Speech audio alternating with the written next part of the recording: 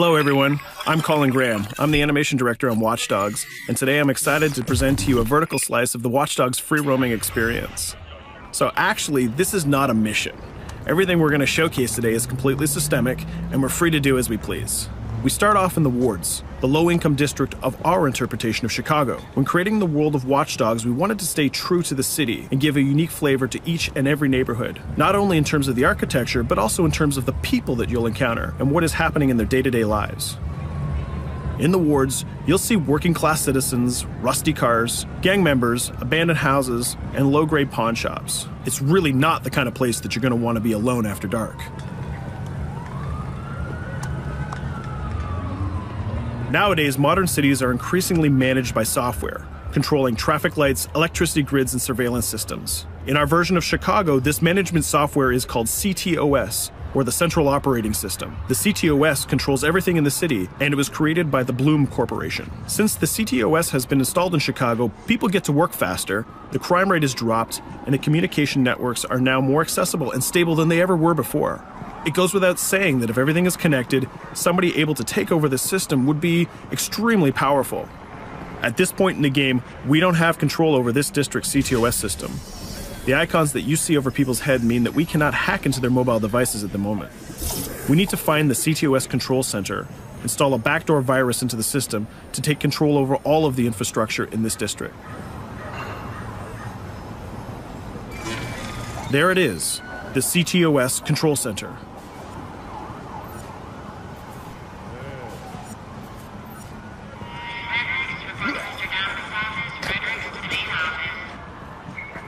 Watch it. You're walking someplace you got no business. It's heavily guarded.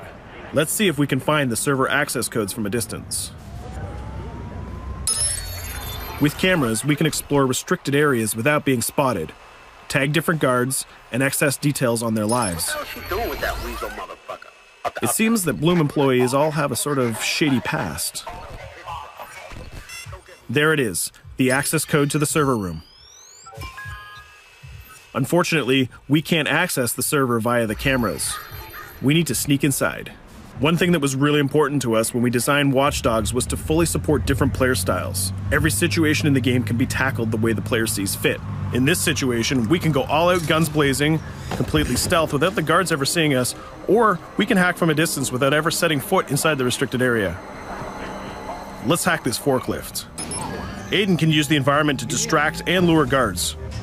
Pretty much anything you hack has multiple functions. So, for example, you could use this forklift to access the roof, or you could use it to create cover. Hacking in Watch Dogs is all about player expression. Let's set an improvised explosive device so we can hack it a little bit later.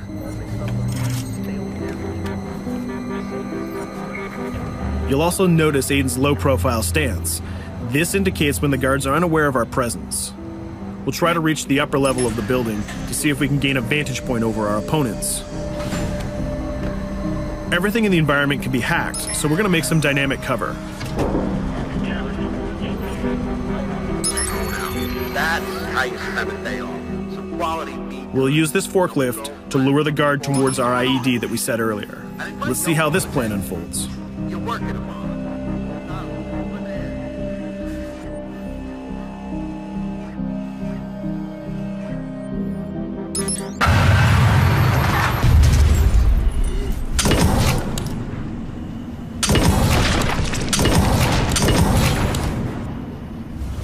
What you just saw is called focus.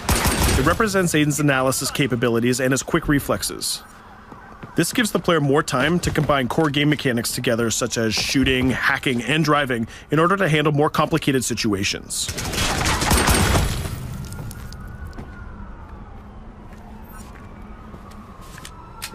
Now we can access that control room.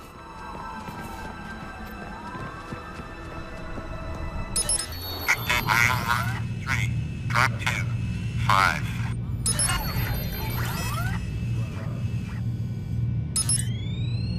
Now we'll be able to hack all of the devices connected to the CTOS within the districts. Thousands of cameras, traffic lights, the electricity grid, and most importantly, all of the citizen information profiles. We can also benefit from the Chicago Police Department Crime Prediction System, which uses facial and pattern recognition to spot potential criminals or potential victims.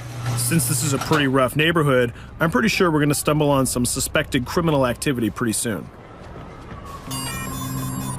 And there it is. The system just pushed an alert of a potential crime.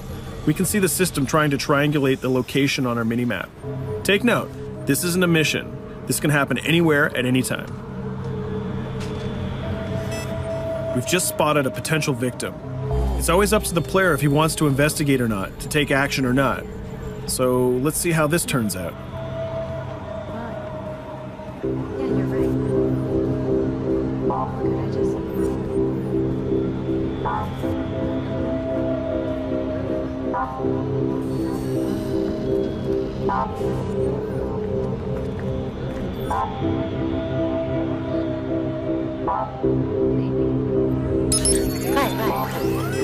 You think you're leaving me? Huh?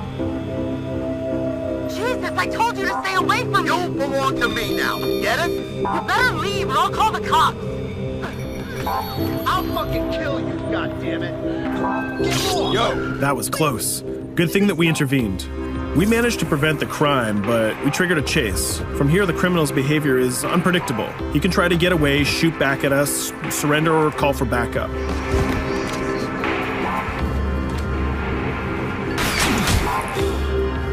It seems like he decided to get away by car. Let's chase him down.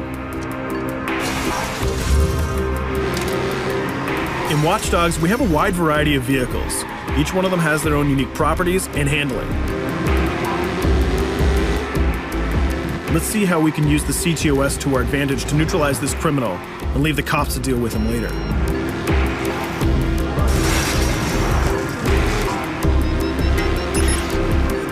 The chase stops right here. Using the blockers usually reserved for the cops during interventions, we managed to stop this criminal without killing him.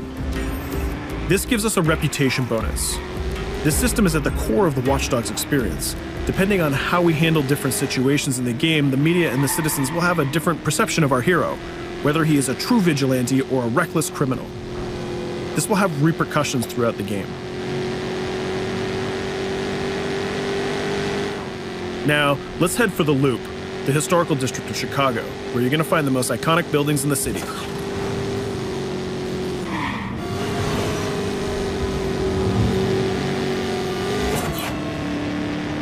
We're going to go to a gun shop to see what arsenal is available for players. The economy is a big part of Watch Dogs. Players will be able to grow their arsenal with weapons and craft their tools in order to increase their power and their hacking abilities.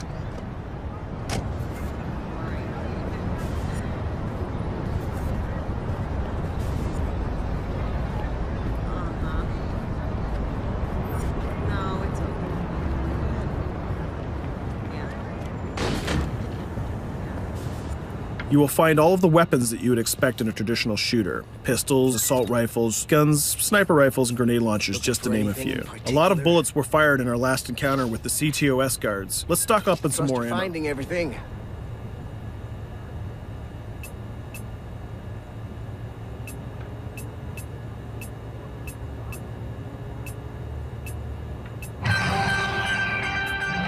As we mentioned earlier, the media keep track of your actions and the citizens are going to react according to the perception that they have of you. Here, the media is reporting a crime in which you are the #1 suspect. The gun shop owner recognized you and decided to trigger a silent alarm to notify the police. Copy that. Possible one suspect presumed armed and dangerous. Police are now trying to locate the source of the threat using the surveillance system in the city, represented by the yellow circles on the minimap. Come in, PH3.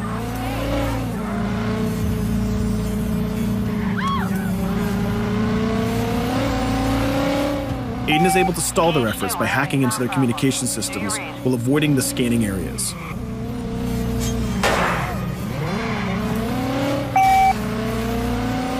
PH units, do you copy? Repeat, squad to all PH units. Once they've lost our trail, we can go back to our activities.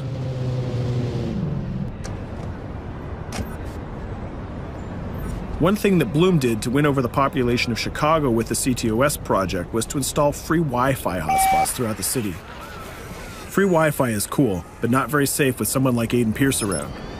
Hacking into this box is going to give us access to every device that's connected to it. So let's see where that brings us.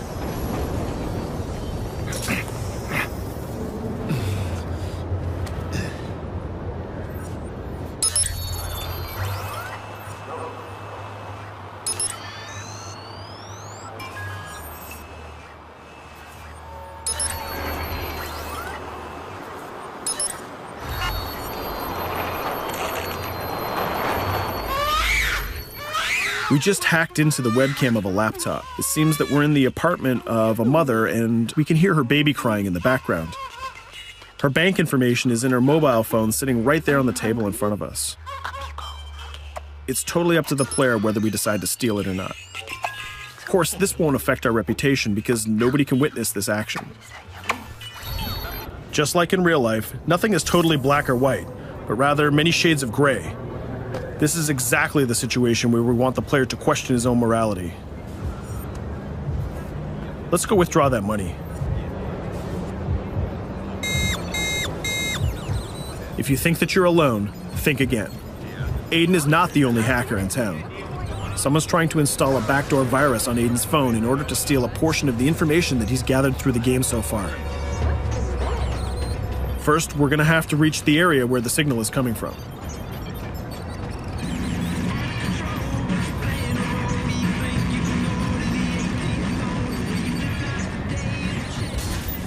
Using our profiler, we're going to try to identify the hacker before the installation finishes.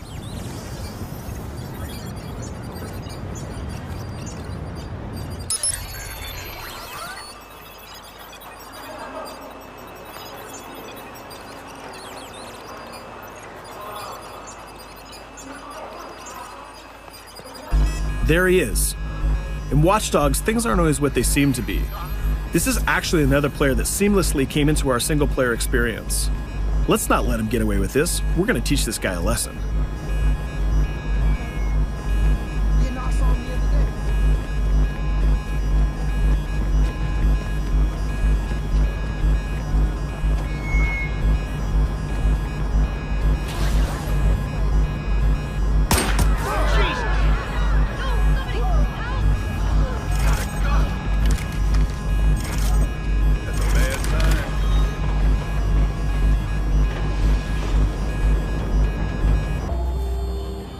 We stopped the hack, but the hacker managed to get away. I don't know about you, but we can't let this pass by. We need to retaliate. Using the grid, let's see if we can find that second player.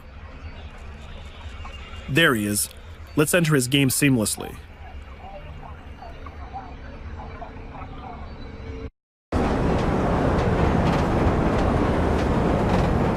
The second player is not yet aware of our presence. If we act carefully, he might think that we're one of the many NPCs in the city.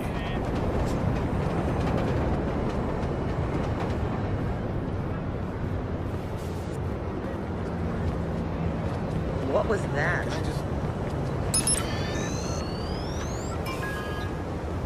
So let's find a place to hide and start hacking. What's going on?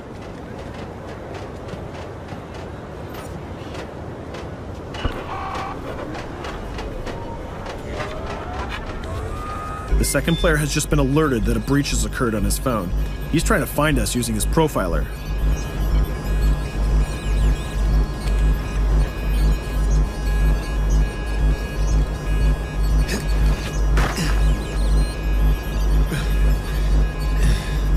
He's dangerously close. Let's hide in the car. We're spotted. Let's get out of there.